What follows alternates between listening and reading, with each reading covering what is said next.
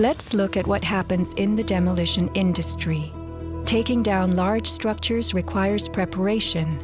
Powerful explosives and heavy equipment are used in advance to weaken the foundation and bottom sections of a building before additional explosives and gravity bring the rest of it down. The words of a senior blaster. We blow the basement, all the columns in the basement. Then we crack it up at the top to get it started. We go every other floor, all the way down. Every explosive has a timer on it, that's why it's controlled. When the columns go, each floor goes down and impacts the one below and keeps going. Here's what demolition experts use in steel-framed buildings: the linear-shaped charge. It's a chevron-shaped or V-shaped charge that you can focus at a specific target, and it's lethal. It generates around 3 million pounds per square inch pressure at a speed, depending on the explosive inside the shaped charge, in excess of 27,000 feet per second. Besides the unfathomably powerful shaped charge, blasters have a lot of tricks. There are over 1,000 different types of explosive. Different because they detonate at varying speeds. This is detonating cord, and this burns at about 21,000 feet per second. Comes in all colors, pastels too. With the use of delays, we can control pretty much where the debris lands. We can control vibration. We can control noise levels. Timing and delays are the key to just about everything in our business.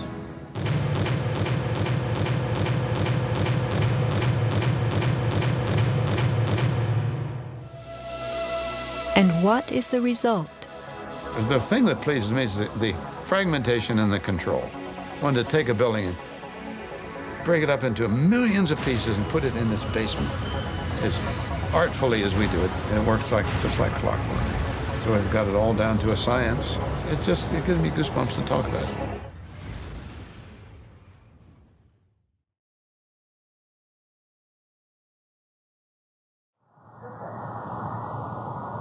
Were the underground explosions intended to blow out the Twin Towers' basements, followed by blasts heard inside the buildings of shaped charges slicing the core? Because of the secondary explosion, we've got numerous people covered with dust from the secondary explosion. Demolition pre-weakening usually takes place well in advance of the final blast, but at the World Trade Center, critical prep work might have had to occur in a very compressed time frame in the panicked aftermath of the plane strikes.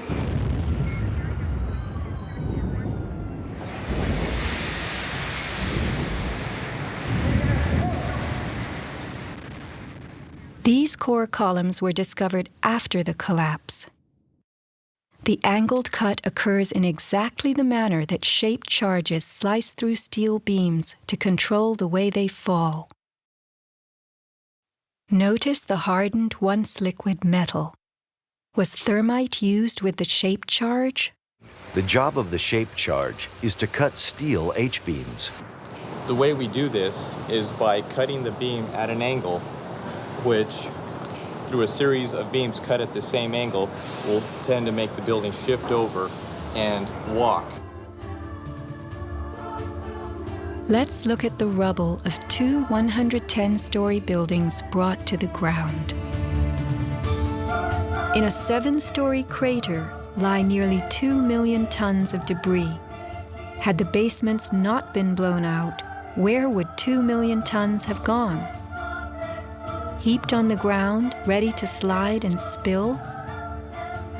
The art of controlled demolition.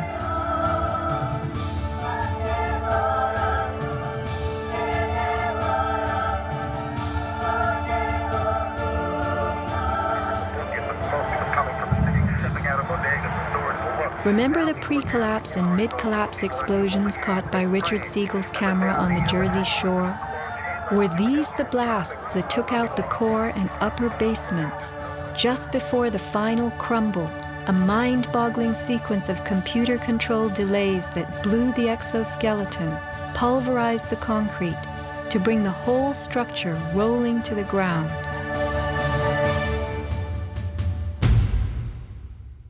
Was this the story of that day?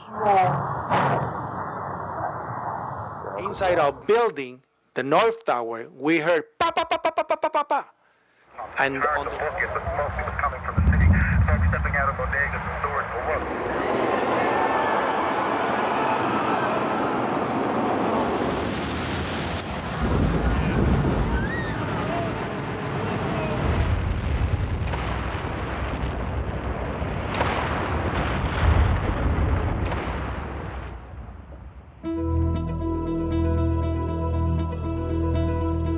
Some people appear to have known the imminent future on that fateful day.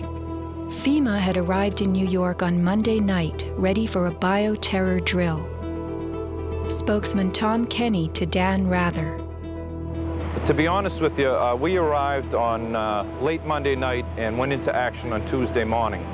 And not until today did we get a full opportunity to work the entire site other than the spot at Church and Day to which we were deployed. And Rudy Giuliani, mayor of New York, tells ABC's Peter Jennings that he was aware the towers would be coming down.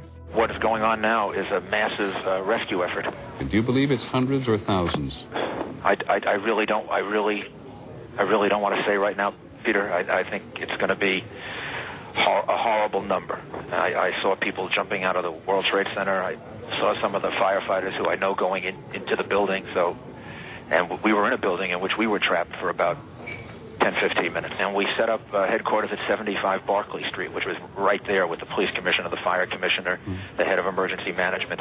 And we were operating out of there when we were told that the World Trade Center was going to collapse. The World Trade Center was going to collapse. It was going to collapse. It was going to collapse.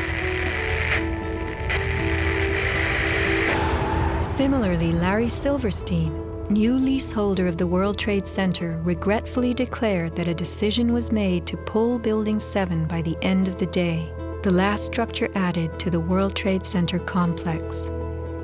Let's hear Mr. Silverstein's actual words, delivered for our benefit in the 2002 PBS documentary America Rebuilds. I remember getting a call from the fire department commander telling me that they were not sure they were going to be able to contain the fire. And I said, we've had such terrible loss of life. Maybe the smartest thing to do is pull it. And they made that decision to pull, and then we watched the building collapse.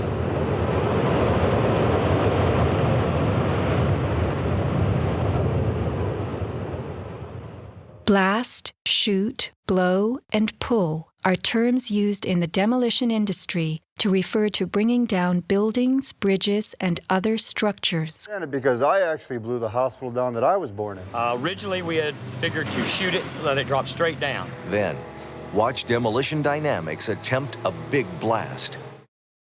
And from Ground Zero's own post-disaster wrecking crew. By mid-December, the Department of Design and Construction had leveled World Trade Center buildings 4 and 5. Hello? Oh, we're getting ready to pull building 6.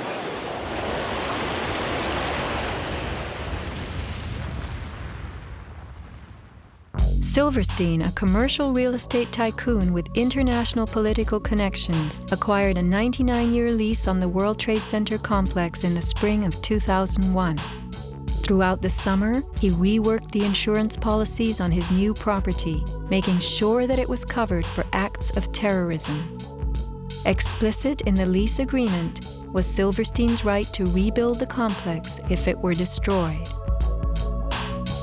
After 9/11, Mr. Silverstein fought his insurers in court to obtain double his policy limits for the destruction of his property, maintaining that the double hijacking constituted 2 disasters caused by terrorists, not just one. He won and was awarded over $7 billion, a magnificent return on his original $15 million investment. My first reaction is to think about the families of those people, the tragedy, the magnitude of it. However, I firmly believe that we should rebuild.